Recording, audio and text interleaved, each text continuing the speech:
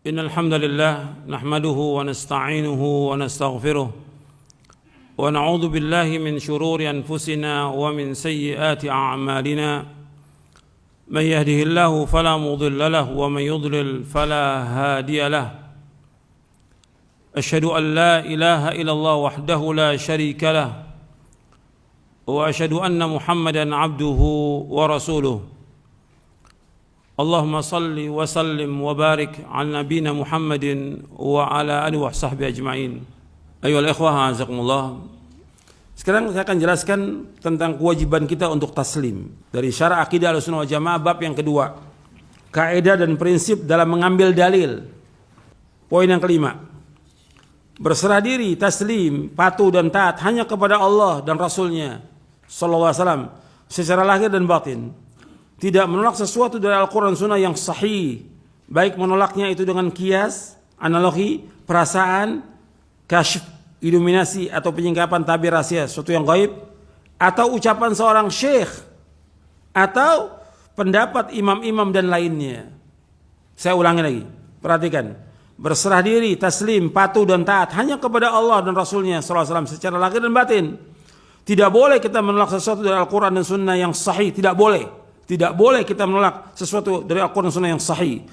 Baik dia menolaknya dengan kias, analogi, atau dengan perasaan, atau mungkin dengan ra'yu, pendapat, atau dengan perasaan, atau dengan kasyf. Ini istilah orang-orang sufi ini, torekot, kasyf ini. Iluminasi atau penyingkapan tabir rahasia, sesuatu yang gaib. Atau ucapan seorang syekh. Kalau sudah datang Quran dan Sunnah, yang wajib kita ikut apa? Quran dan Sunnah dalil. Meskipun ada perkataan syekh. Atau pendapat imam-imam. Tadi sudah saya bawakan. Para imam mengatakan kalau ada pendapatku menyalahi sunnah Rasulullah, ikut siapa?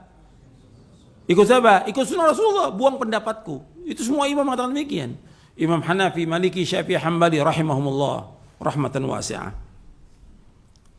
Dalilnya Allah berfirman, "Fala wa rabbika la yu'minun hatta yuhakkimuka fima shajara bainahum, thumma la yajidu fi anfusihim harajan mimma qadaita wa yusallimu taslima."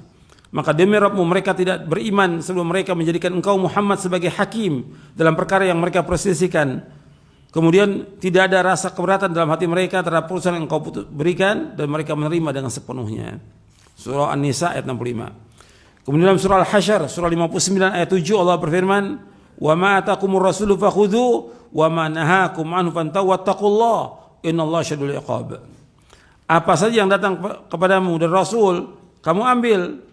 Dan apa yang dilarang, adalah kamu tinggalkan. Bertakwalah kepada Allah, sungguh Allah sangat keras siksanya. Surah Al-Hasyr ayat 7. Jadi apa yang datang dari Rasul, itu kita ambil, kita terima. Yang dilarang, kita tinggalkan.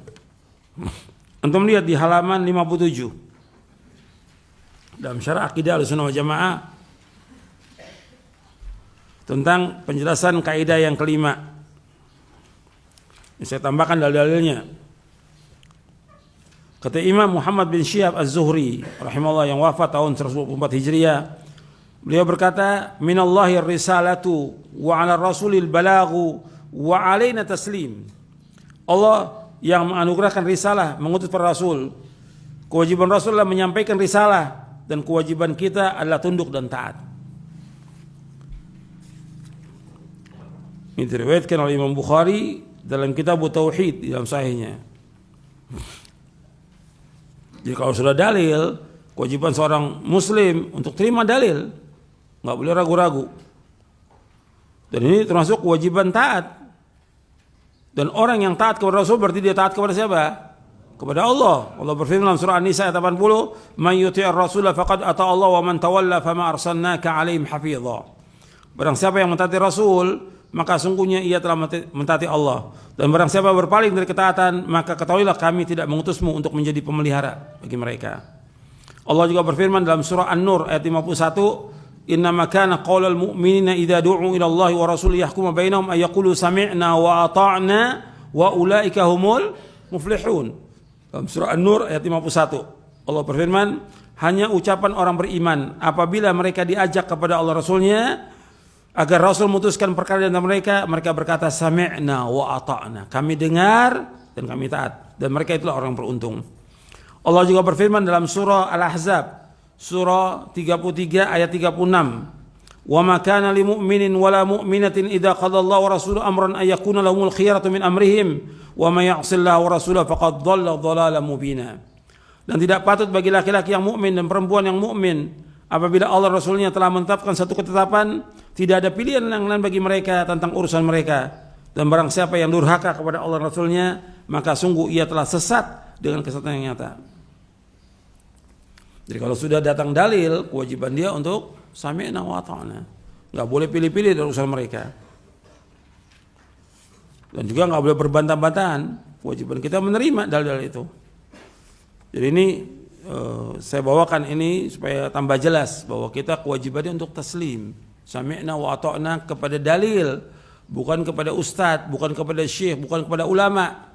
Kalau ada fatwa bertentangan dengan dalil, yang kita ikut apa? Dalil. Hatta para imam terdahulu sudah mengatakan kalau ada pendapatku menyalahi sunnah, buang pendapatku, ikuti sunnah Rasulullah. Kemudian kadang itu ada perkataan, kan kita wajib taat kepada ulil amri. Kalau ulil amri menyuruh untuk berbuat maksiat, wajib taat atau tidak? Tidak boleh taat. Yang menyuruh untuk merapatkan saf siapa? Rasulullah SAW. Kewajiban kita mentaati Rasulullah SAW. Kita lihat ya penjelasannya di buku ini ada. Di Syarah Aqidah Ahlussunnah wal Jamaah tentang Ahlussunnah taat kepada pemimpin. Jadi harus kita dudukkan ulil amri, kewajiban kita taat ulil amri ketika dia menyuruh yang apa? Yang ma'ruf. Innamat ta'atu fil ma'ruf. Taat itu pada yang ma'ruf. Kalau maksiat enggak boleh taat. Seandainya ulil amri menyuruh untuk tidak boleh mengadakan sholat, kita nggak boleh taat. Karena apa? Karena yang menyuruh untuk sholat siapa? Allah dan Rasulnya. Perhatikan itu. Ini perhatikan masalah penting. Jadi Ahlussunnah taat kepada pemimpin, nasnya ada. Dan saya jelaskan juga di sini. Poin ke-75 halaman 571. Allah berfirman dalam surah An-Nisa ayat 59, ya ayyuhalladzina amanu athi'ullaha wa athi'ur rasul wa ulil amri minkum. Wahai orang beriman, taat kepada Allah, taat kepada Rasul dan ulil amri antara kamu. Anda perhatikan di ulil amri enggak ada kalimat athi'u. Ya, yang ada athi'ullah wa athi'ur rasul. Wa ulil amri taat selama dia mengikuti siapa? Allah dan Rasulnya. Maka enggak ada kalimat athi'u di situ. Dia harus mengikuti ketaatan kepada Rasulullah sallallahu alaihi wasallam. Tapi kalau seandainya dia menyuruh yang ma'ruf, ya taat, ma'ruf. Dia bikin aturan yang ma'ruf, ya taat. Seperti lampu merah. Itu ma'ruf. Maslahat. Kewajiban untuk taat kita. Dan masih banyak lagi yang dijelaskan oleh para ulama tentang masalah itu. Kemudian Nabi bersabda SAW, la ta'ata fi ma'siyatillah, innama ta'atu fil ma'ruf. Tidak taat dalam berbuat maksiat kepada Allah, sungguhnya taat itu pada yang ma'ruf. Ini riwayat Bukhari, Muslim, Abu Daud dan Nasai. Tapi ada riwayat yang lain. Dalam riwayat Abu Daud At-Tayalisi disebutkan la ta'ata li basharin fi ma'siyatillahi azza wa jalla, innama ta'atu fil ma'ruf. Tidak ada taat kepada seorang manusia pun dalam berbuat maksiat kepada Allah azza wa jalla. Sesungguhnya taat itu pada yang ma'ruf. Semua itu. Demikian. Apakah itu atasan kita, pimpinan kita, kalau dia menyuruh maksiat enggak boleh taat.